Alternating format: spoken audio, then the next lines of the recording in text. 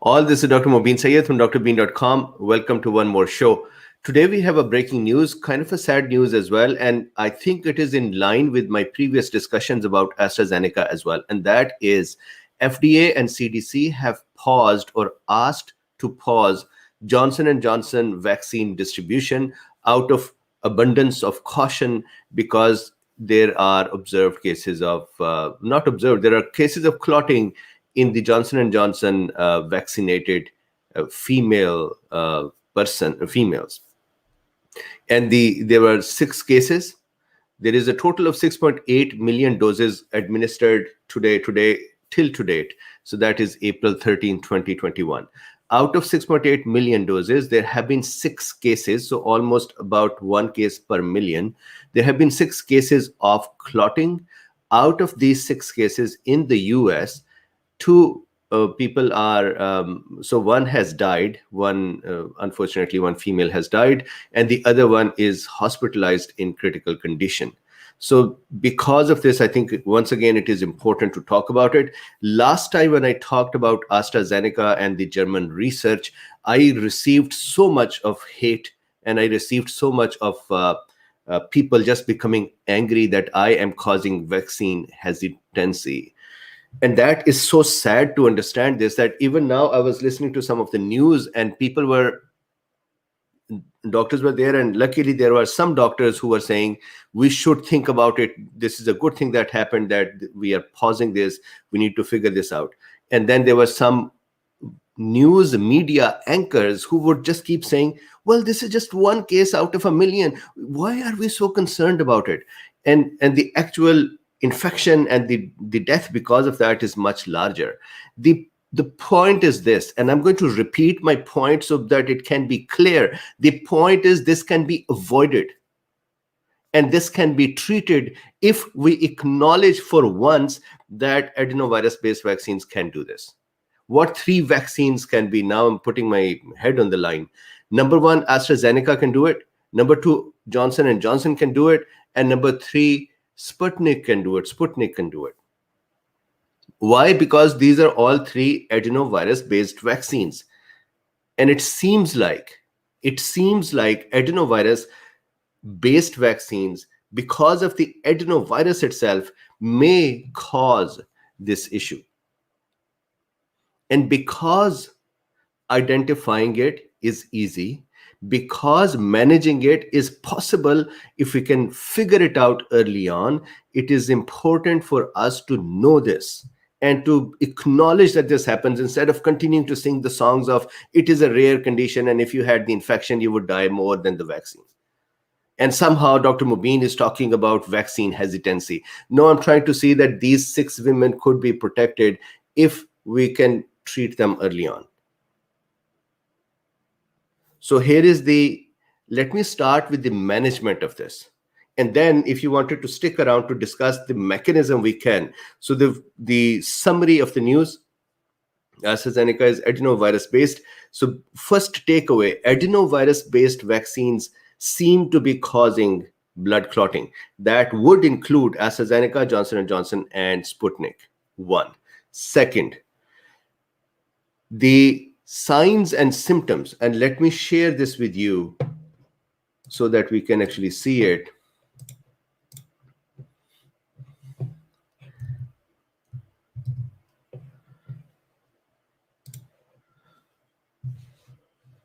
So I hope that those folks who were upset with me that somehow I hate AstraZeneca, they thought I hate AstraZeneca because it is from UK, Oxford, and I don't like that. Here we have one more. BioNTech is German, Pfizer is US, and we have the same problem, and I have the same emotion about this.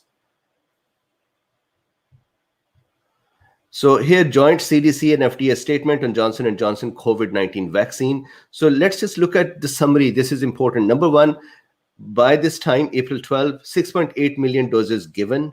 6 reported US cases of a rare and severe type of blood clot in individuals after receiving J&J. In this case, type of blood clot called cerebral venous sinus thrombosis. So I'll explain what that is. All these cases occurred in women 18 to 48 years of age. and symptoms 6 to 13 days. 6 to 13 days. And I explained that yesterday. I'll explain that again today if we get a chance, that this is because body is going to produce antibodies. Antibody production is part of the innate arm of the immune system. Innate arm of the immune system takes some days to become ready and start producing antibodies. This is why there is a time from the administration of the vaccine to the occurrence of these events. And in some people, it would happen within a week when the antibodies are ready. In some people, the antibodies would be ready in 2 weeks or so on. So this is why 6 to 13 days window. Treatment of this specific type of blood. So this is important. And instead of going here for the treatment, over here, I just want to read this. In this setting, so this is CDC and FDA saying, in this setting, administration of heparin may be dangerous. And I'll explain today why this is dangerous. And I would go back to this study from German researchers who had also said the same thing about AstraZeneca. And at that time, it was supposed to be, I'm just so upset about it. At that time, it was supposed to be that Mobeen is bringing up a German researcher who is upset about UK. So here, important thing, look, number one, test can be done to see if this condition is occurring. The tests are called platelet activating assays. Those assays are the tests or measurements of the blood that show if the platelets are becoming activated. They can take a person's blood and then they can try to trigger the platelets and see how rapidly they become activated. That would show them how much thrombosis is occurring. So that is one, please keep that in mind. And secondly, the management of this disease, we should not give heparin. And the reason is that heparin itself can cause the same issue. There is a disease called heparin-induced thrombocytopenia or thrombosis. So that is also the same immune issue that these vaccines are seeming to have. So because of this, let's say if a person after this vaccine is in that kind of a situation that their platelet are activated because of factor 4 activation or binding with the antibodies. On top of this, we give heparin, which also causes more activation by the same mechanism, then the patient is in trouble. So heparin is contraindicated. Instead, other anti-clotting drugs can be given. And I have, once again, the names here. So look at this: rivaroxaban, apixaban, then immunoglobulins, and IG3 can also be given. So this is something that is important. And again, going back to the original researchers, they said that finally we suggest to name this entity, so this disease, as vaccine-induced prothrombotic immune thrombocytopenia. And I would explain that again today. So finally, please let me say it once again. This is not me fear-mongering. I am bringing up something that we all should know who are getting Johnson & Johnson or who would get adenovirus-based vaccines. My wife had Johnson & Johnson. We should all know this, that here are the treatments, here is the test to do, and here are the symptoms to be alert about. That is what I said before, and that is what I'm saying now. It does not matter it is from UK or from US or from some other country. Okay, so with this, if you would like, tell me this. So I'm here, I'm seeing the comments here from the Cool Beans. Would you like me to explain how this happens, the mechanism? I explained it with AstraZeneca as well. Would you like me to explain that, or this much is sufficient? The one thing that I have not yet spoken about, and that is the symptoms. So what symptoms to be aware of? Look, the symptoms of thrombosis and then thrombocytopenia. First, increased clotting and then no clotting or less platelets. So bleeding, bleeding from the nose, for example, bleeding from the gums after eating something, chewing, bleeding, easy bleeding under the skin. So I'm going to easy bruising under the skin. Petechial hemorrhages. Petechial hemorrhages are like small pin needle-like hemorrhages, really small, tiny red dots that start appearing mostly on the trunk, but can appear anywhere. Continuous headache, shortness of breath continuously, persistent, leg pains, cold legs, GIT pains that continues, or what else? So these are the primary symptoms. So I think now we are clear what symptoms, what age, what vaccine, and then what test to do, and what is the treatment. Now the question is, if this happens, what do you do? So you call, at least in the US, you call your provider. So it is the doctor you have, you call them and ask them. Now the question is, for those who do not have insurance, that means they do not have a doctor and gotten the vaccine, where do they call? That is what I do not know, and that is a serious thing. And if you have received Johnson & Johnson, before any such things happen, please go ahead and ask the vaccine folks would have given you a pamphlet where there is a number to call for any questions. So call them and ask them that, hey, I don't have a doctor. If this happens to me, where do I call? So this is the so question, would you say that people who are in the clear after a month? Yes. So again, please realize that this is the immune activation time, adaptive arm activation time, which occurs anywhere from 5-6 days to 2 weeks or so. So yes.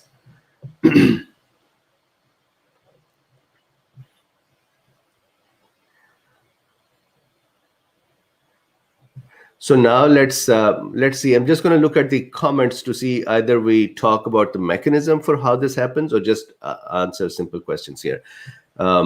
Let's see. Maro has a question. Is there a study about the role of non-permissive cells in COVID-19? Elaborate a little more. I do not know what are you leaning towards by non-permissive cells.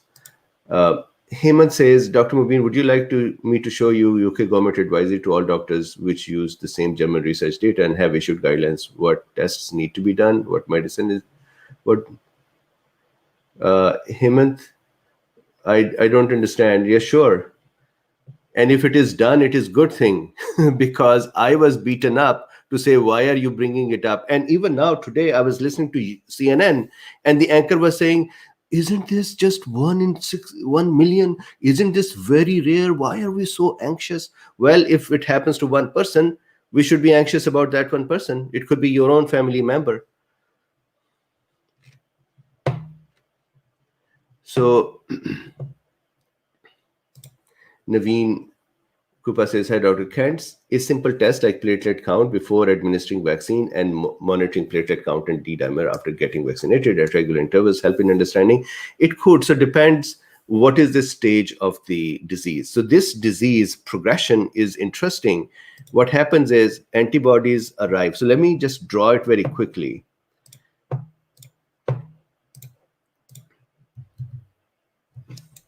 And let me put this mouse away and use this mouse with less. So what happens is, let's say this is a cell. This is a cell. And the adenovirus, that is the one that is carrying the vaccine, is brought into that adenovirus has a DNA of the spike protein. So it is brought in. We know all of this. And the result is that the cell starts presenting the antigen. Right? So this much is fine. Then what happens is the naive T cell, and apologies for my voice, this is how it is in the morning. So naive T cell would connect with this antigen presenting cell. So let's say this is a professional antigen presenting cell, which means it may be a dendritic cell or a macrophage. B cells are also antigen presenting cells, but they are not going to go and work with the naive T cells. So here we have a naive T cell that is working with the antigen. The result of this is that it is either going to go T helper 2 pathway or T helper 1 pathway, correct? T helper 2 pathway would then activate a B cell to a plasma cell. This much I think we have been discussing for the whole year. The plasma cell would in turn then make antibodies. So far, so good. These antibodies, let's say, instead of against just the virus, somehow the epitope that matched here, this epitope that got matched, looked like platelet factor 4. Then what would happen is these antibodies are now directed against the platelet, a platelet sitting somewhere in the bloodstream, in the blood vessel, and here is a platelet factor 4. Platelet factor 4.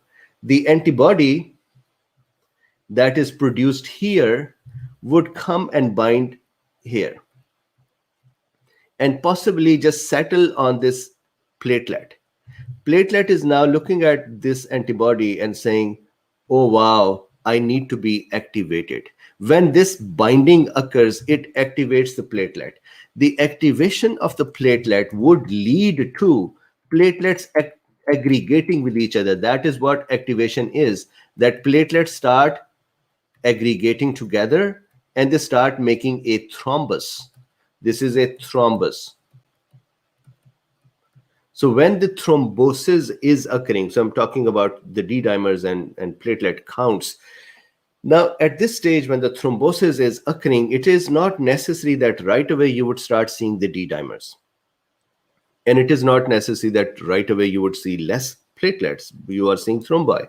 Then what happens is enough thrombosis occurs that, of course, now you would start seeing some of the D dimers too.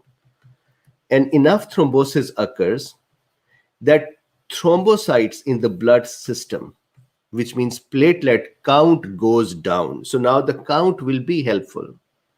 But the question is the person just has a low count, or are these platelets aggressive as well? Are they hyperreactive too because of this treatment of them, because they have antibodies attached to them? So what they do is then they give them chemical substances, for example, ADP. They put those on this platelet, and if platelet very rapidly start aggregating again, then that tells you that the thrombosis is occurring. So the reason they're calling, so I'm now changing the topic, so that should be answering this question. Now, the reason they're calling this vaccine-induced prothrombotic immune thrombocytopenia. What do they mean? So number one, they want to make sure that it is called vaccine-induced. I think that is a political battle at this time, because as soon as you say vaccine-induced, all of a sudden there are a bunch of people who would just, they did with me as well. Why are you saying it is vaccine-induced? Where is the proof that it is vaccine-induced? So this is not vaccine-induced. Fine. Don't call it that. Prothrombotic means that there is the thrombosis would occur first. And then because of the extra thrombosis and because the platelets have become consumed, used up in that thrombosis, then immune caused thrombocytopenia, that because of this immune behavior, the platelets are now actually less in the blood vessels. And when they are less in the blood vessel, now the bleeding would start occurring. And this is the bleeding that is the problem. And why this bleeding is occurring? Because we do not have enough platelets to cause thrombi and stop the micro punctures in the blood vessels. And this is happening most often in the cerebral venous sinuses. What are cerebral venous sinuses? These are the blood venous sinuses that are in the head that drain the brain circulation, or blood from the brain. So this is the mechanism in brief. Let's see. Henry Fortune says, would this have happened with COVID-19 infection? The problem is not the vaccine, but the antibodies. So that is an interesting one. The thing is so far the SARS-CoV-2 itself has been known to cause thrombocytopenia or thrombosis, but at a severe state. That means, and I had answered this question before as well. I believe it was Phil Lee who had asked this question. The thing is this, when you want, I believe it was Phil Lee, I may be wrong. The thing is, for the COVID to reach a blood vessel and cause thrombosis, COVID has to first create infection here in the upper respiratory area, then it has to go to the lower respiratory area, then it has to cause enough cytokine storm that enough tissue damage occurs, enough blood vessels dilate that the COVID can then enter the blood vascular system. Then it has to be enough in quantities to start eroding the endothelium or damaging the endothelium by ACE2 stimulation, which would then cause local inflammation, which would then cause thrombosis, which would then cause thrombocytopenia. By this time, patient would actually be in the hospital with COVID in severe state, with shortness of breath and normal COVID symptoms. So I had explained it in the past as well. It is not ever observed that somehow COVID can directly land in a blood vessel and just cause thrombocytopenia and nothing else. Otherwise, the patient is fine and running around, and just the thrombocytopenia occur. So that is not possible.